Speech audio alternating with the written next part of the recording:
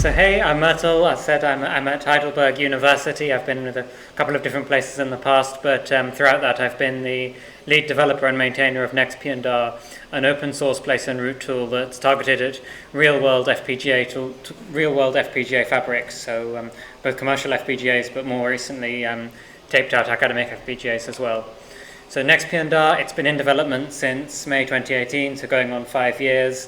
In that time, a bit like a cat has 9 lives, nextpnr's had about 4 or 5 different employers that have been paying me to work on it in slightly different capacities, but I've stuck with it, and I have probably more loyalty to nextpnr than anything else at this point. So it's kind of my pet project as much as anything else, but it's an open source. It's targeted at multiple architectures, so we're not making sure none of the core code is specific to any particular FPGA. This isn't some throwaway research FPGA placer that was intended to work on one model of ultrascale with a restricted set of primitive.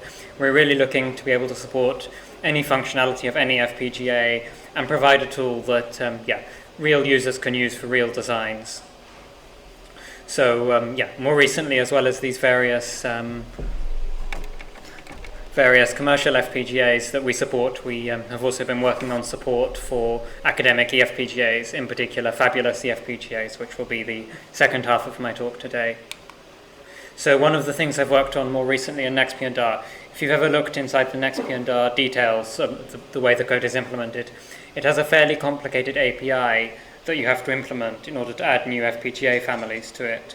And if you're implementing a big Xilinx FPGA, that's great, because it gives you a lot of control over things like data structures that you really need when you're scaling for a big FPGA. It enables you to implement the really complicated constraints you might get in an FPGA architecture, deal with all the things like I/O, SerDes, PLL, custom clock routing, complicated validity rules inside slices, all those kind of things. But when you're dealing with something like an eFPGA and you just want to throw something together quickly, implementing that big API generally involved just copying and pasting a bunch of code, and that really wasn't ideal. So Viaduct gives you a way of basically building up the representation of the FPGA in memory.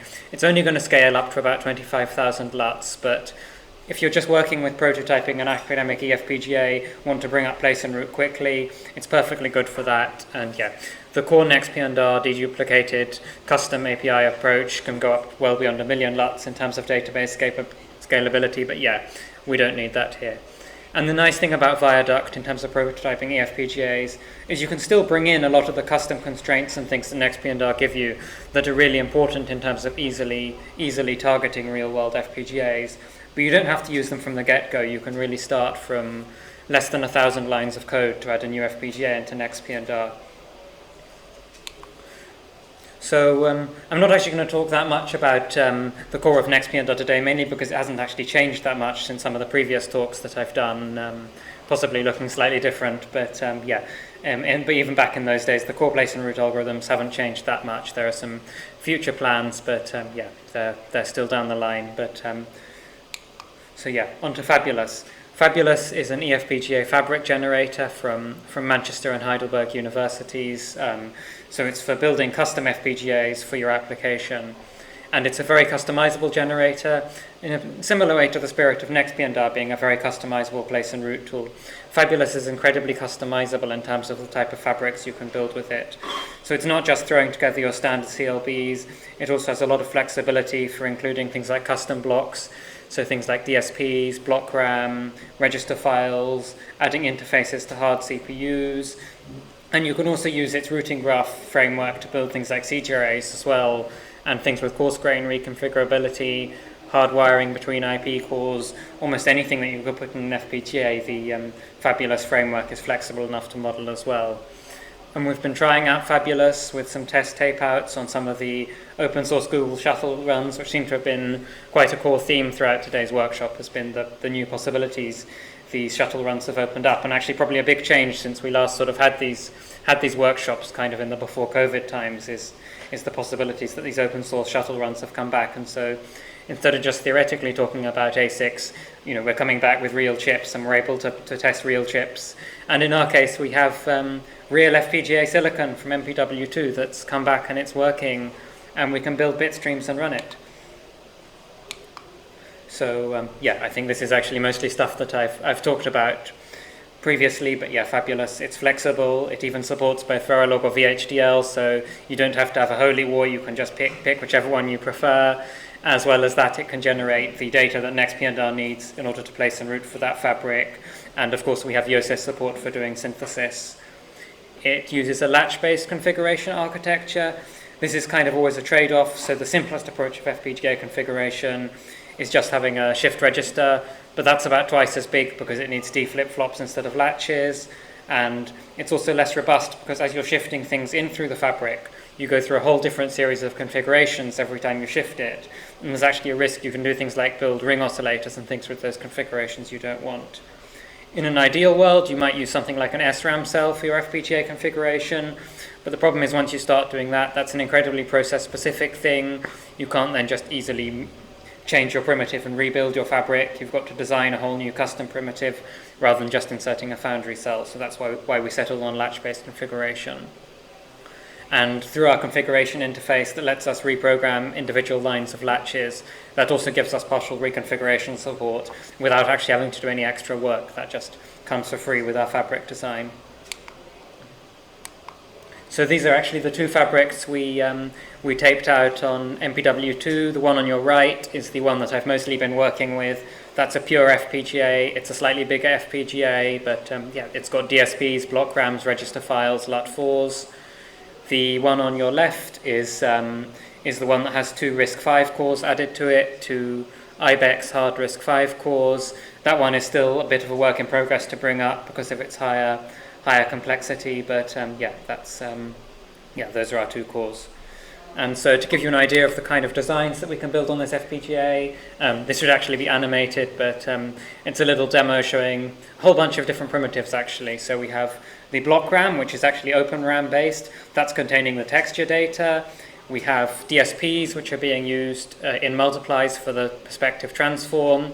And then we have a bunch of general logic, which is just doing things like some multi-cycle dividers for the transform. And so yeah, this is actually just like a little animated scrolling road output on VGA. I think this is about 500 LUTs or so of logic, plus the DSPs and all the block RAMs. So kind of in the scheme of the OpenMPW run so far, we're not quite dealing with perfection yet. This isn't actually quite the same as a lot of the hold time problems, because this wasn't exactly a hold time problem because we mischaracterized stuff. It's a hold time problem because we simplified the clock architecture from a clock tree to a clock ladder, and that essentially means that some patterns of data routing will mean the data delay doesn't match the clock delay, and you get hold time problems. And the idea always was that we should be able to fix this in nextpnr, but yeah, there's a bit more work to actually get the fix it in software done. Not least, we actually need to extract a timing analysis out of the fabric and have a timing model for nextpnr.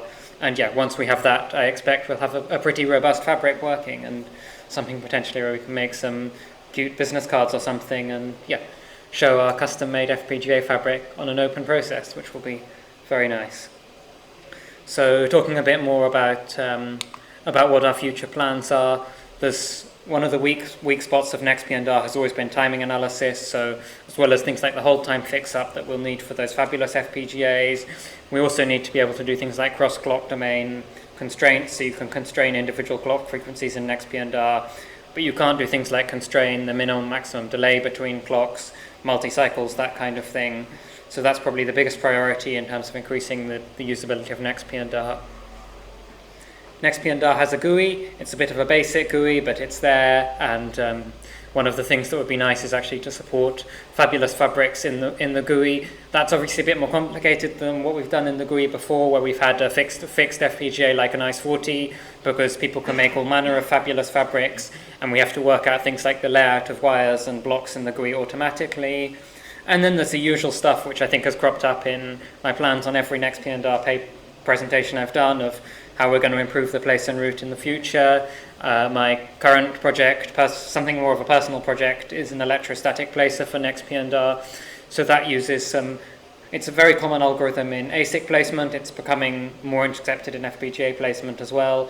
And it uses essentially the principles of electrostatic to optimize the placement. So you imagine that your cells are essentially charged particles, and you have some forces pulling them together because you want to minimize wire length, but you also have some forces pushing them apart because you don't want cells overlapping because that's not a legal placement.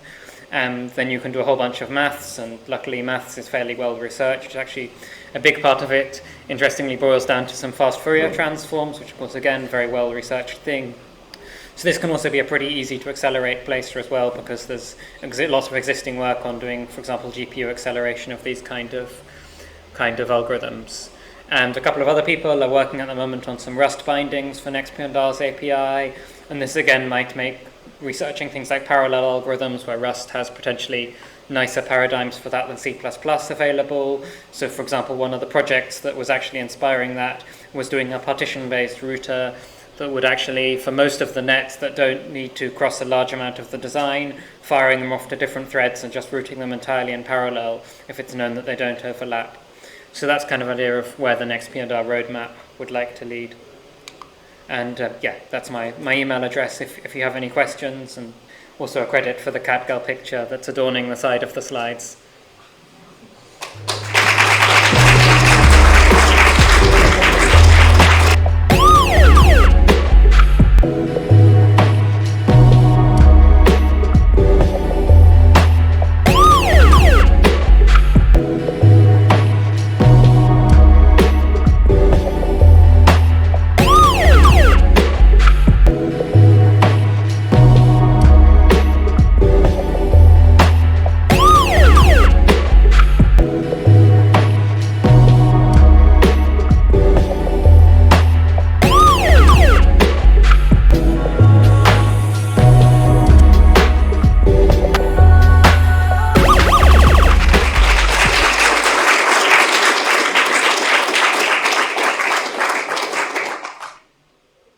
Thank you very much, Myrtle. Questions? You said that little demo that you gave with the road was about 500 LUTs. So what's the utilization of that? How many LUTs total were there? I think there's about 850 LUTs or so total. So yeah, just a bit over half utilization. I've tested some higher utilization things just as quick tests. So for example, making a chain of inverters that goes through every LUT just to get a rough idea that every LUT is working. But yeah. Is that fairly typical utilization for nextpnr? We can definitely push a bit higher than that. So it does depend a lot on what depends a lot on the utilization is the essentially how dense the routing graph is. So ICE40 FPGAs have a very, very dense routing graph. We can push an ICE40 FPGA well beyond 95% utilization. ECP5 is a bit less so probably 85% is the highest you want to go. Fabulous, we haven't really looked into it in great detail, but I'd guess again about 85% or so is the highest utilization that you probably really want to be using before you're going to start hitting at a minimum some timing problems.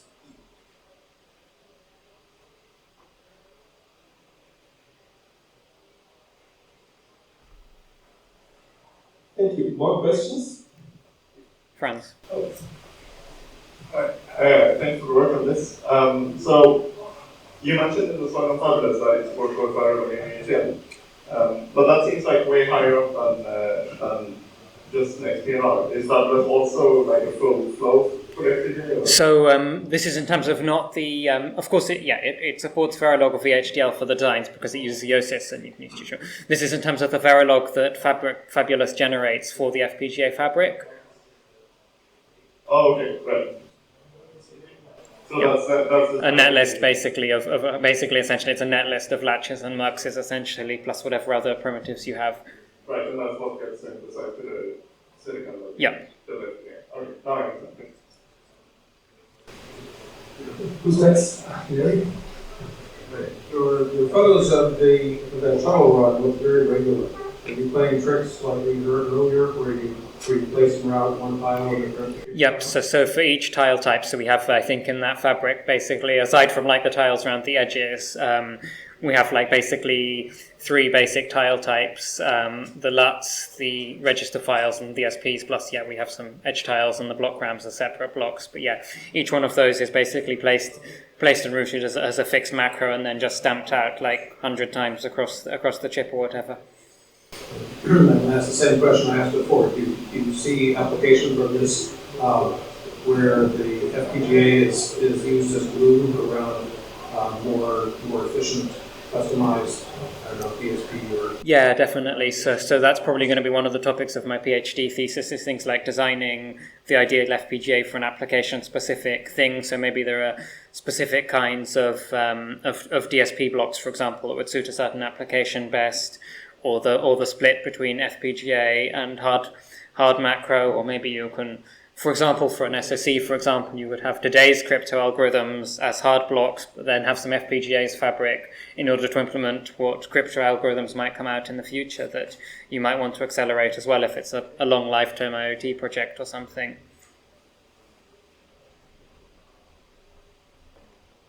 Thank you. More questions?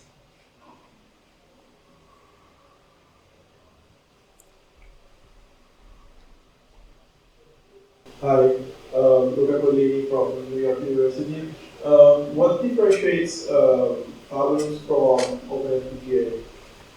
So, to be honest with you, I think, one of the big things is that we have this kind of high level of customizability, but also simplicity. So we have like incredibly like non kind of, you're not kind of forced into any particular way. We're kind of very focused on like exploration and having a code base that's easy to hack around with, and incredibly simple format for specifying things like how your routing graph looks, so you can really easily play around with different routing graphs, that kind of thing. And we also have, I think probably a bit ahead in terms of things like playing with the shuttle runs and stuff. So that's kind of, I think, where we are. Thank you. Good. More questions?